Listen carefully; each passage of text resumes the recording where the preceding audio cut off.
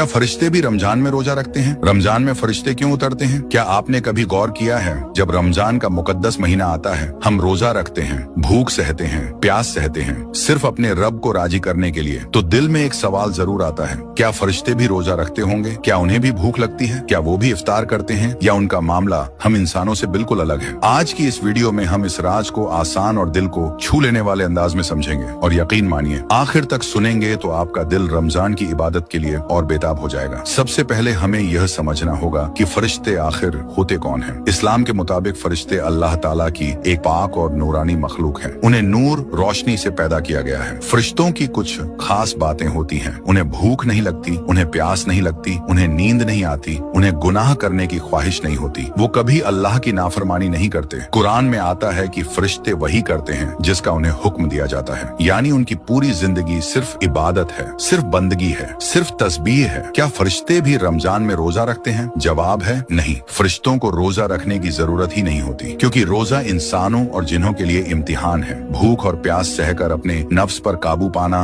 अल्लाह के लिए सब्र करना, यह इंसानों के लिए है। लेकिन फरिश्ते तो वैसे ही हर वक्त इबादत में मशगूल रहते हैं, उन्हें किसी टेस्ट की जरूरत नहीं। लेकिन रमजान में फरिश्ते क्या करते हैं? अब यहाँ सबसे खूबसूरत बात आती है। रमजान में फरिश्ते जमीन पर ज्यादा उतरते हैं। हदीस शरीफ में आता है कि फरिश्ते मस्जिदों में आते हैं, कुरान पढ़ने वालों के पास बैठते हैं, जिक्र करने वालों को घेर लेते हैं, दुआ करने वालों पर आमीन कहते हैं। जरा सोचिए, आप अकेले बैठे कुरान पढ़ रहे हों और आपके आसपास फरिश्ते मौजूद हों, यह कितनी बड़ी सादत है। एक और अजीम खुशखबरी, जब इंसान रोजा रखता है, भूखा प्यासा रहता है, अल्लाह की रजा के लिए सब्र करता है, तो फरिश्ते उसके लिए दुआ करते हैं। मतलब आपका रोजा सिर्फ आपका नहीं, आपके लिए आसमान से रहमतें उतर रही होती हैं। शब-ए कद्र, फरिश्तों की सबसे बड़ी आमद, रमजान की सबसे मुकद्दस रात शब-ए कद्र। कुरान में आता है कि इस रात फरिश्ते उतरते हैं। उलमा बताते हैं कि उस रात इतनी बड़ी तादाद में फरिश्ते उतरते हैं कि जमीन भर जाती है। हर जगह, मस्जिदों में, घरों में, इबादत करने वालों के पास, दुआ करने वालों के पास, यानी जिस इंसान ने उस रात इबादत कर ली, उसकी तकदीर बदल सकती है। फरिश्ते हर जगह नहीं आते, वो खास जगहों पर आते हैं, जहाँ अल्लाह का जिक्र होता है, जहाँ कुरान पढ़ा जाता है, जहाँ नमाज होती है, जहाँ सुकून और पाकीज़गी होती है। लेकिन फरिश्ते उन जगहों से दूर रहते हैं जहाँ गुनाह होते हैं, जहाँ झगड़ा होता है, जहाँ गंदी बातें होती हैं। इसलिए रमजान में हमें अपने घर का माहौल भी बदलना चाहिए। रोजा सिर्फ भूख और प्यास का नाम नहीं, रोजा है